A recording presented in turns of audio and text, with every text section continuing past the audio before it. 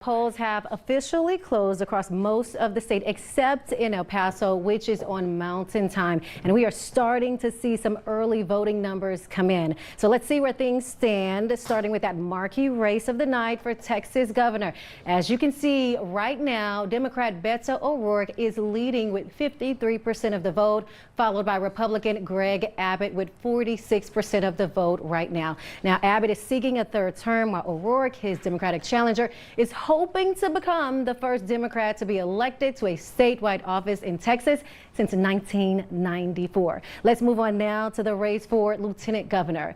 Dan Patrick and Mike Collier are running against each other for the second time after Collier lost to Patrick by 5 points in 2018. So taking a look at the numbers right now, we can see that Republican Dan Patrick is in the lead with 51% of the votes, and Democrat Mike Collier has 46% of the votes. Not too wide of a margin right now, but it's still very early. A lot of votes to be counted tonight.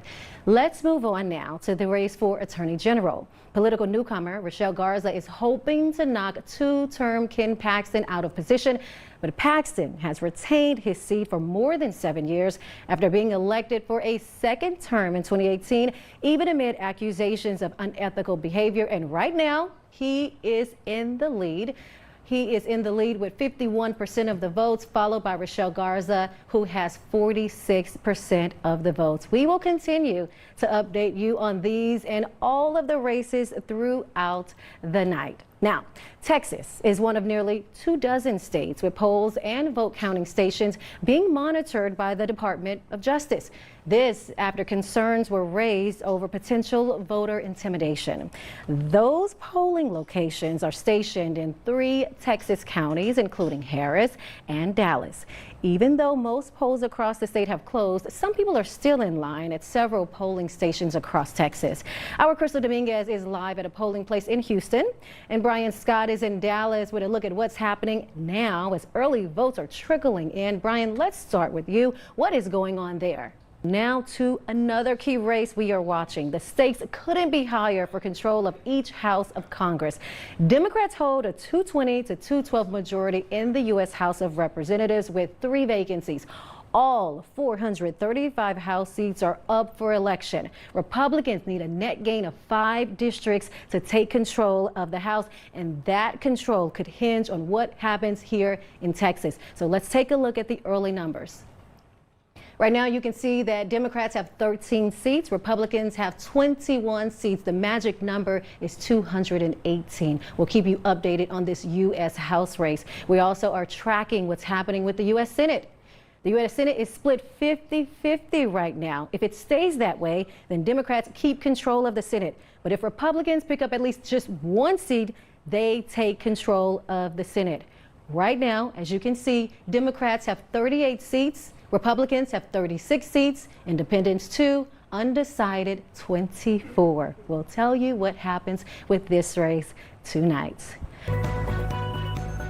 Thank you for joining us. We're sticking with us through this evening for our extensive election night coverage. That's right. From Dallas to El Paso to the Rio Grande Valley, our Spectrum News teams are across the state tonight as we update you on election results that are rolling into the newsroom. Karina, several races have already been called. Any big surprises? Probably not, right? No, I think a lot of the congressional races we're seeing coming in, people that were the incumbents that we knew were going to win these things pretty easily in the early voting numbers that came in were so much in favor of them that they just get called pretty quickly. So a lot of those, I mean, we're still watching all the statewide races, and they are close, and we're seeing those numbers continue to kind of trickle in throughout the evening. So we'll see what happens there. Absolutely. And as you head to the desk with the political analyst, I will give you, the viewer, an update on those statewide races, starting with the top 3 at the top of the ticket. The first is for governor. As you can see, Republican Greg Abbott has widened his lead with 53% of the votes.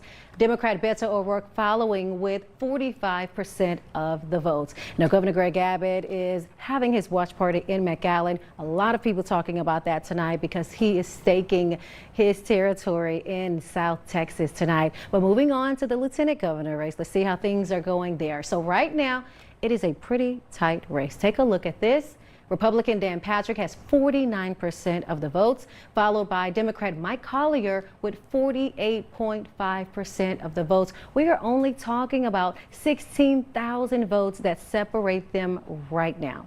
Moving on to the Attorney General race. Let's see where things stand right now. Another very tight race tonight. Remember, we haven't had a Democrat in a statewide race who has won in nearly 3 decades. We will see what happens tonight. But for now, we've got Democrat Rochelle Garza actually in the lead right now. That is a change from the last time we looked at the numbers. She has 48.7% of the votes. Republican Ken Paxton, he has 48.5%. We will see how things work out throughout the night.